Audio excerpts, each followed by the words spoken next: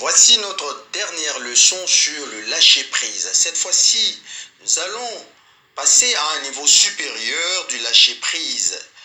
Nous allons d'abord vous raconter l'expérience d'une personne.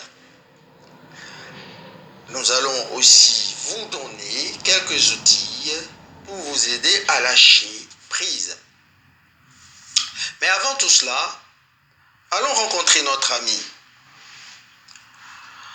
Un ami habituellement anxieux avait décidé de reprendre une quincaillerie spécialisée. C'était un rêve et un défi colossal.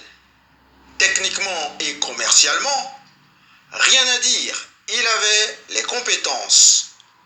Émotionnellement, tout le monde s'interrogeait s'il tiendrait le coup. Son anxiété légendaire nous permettait de douter du succès de l'aventure. Il y a quelques jours, il a évoqué son bilan de l'année écoulée. Sa leçon: j'ai appris à faire confiance à la vie, j'ai apprivoisé mon stress et mes peurs. Fin de citation.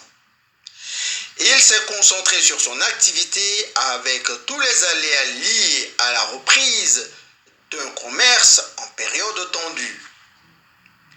Il s'est dévoué sur ses clients tout en se réservant des espaces pour sa vie privée. Et ensuite, il a abordé un jour après l'autre sans se soucier du lendemain. Il a été contraint de fonctionner de cette façon, sans quoi il aurait craqué. Accepter de faire confiance à soi-même, aux autres et à la vie. Une pratique essentielle sur le chemin du lâcher-prise. Ensuite, apprendre à vivre en paix avec ce qui est, sans vouloir changer le monde, va permettre de passer au niveau supérieur du lâcher-prise. Dans ce domaine, la méditation est la discipline reine. Rien de mieux n'a été inventé à ce jour. Quelques outils encore pour nous aider à lâcher. Recréons un lien avec la nature. Balade, jardinage, etc. Osons demander l'avis des autres. Comment t'y prendrais-tu pour faire cela?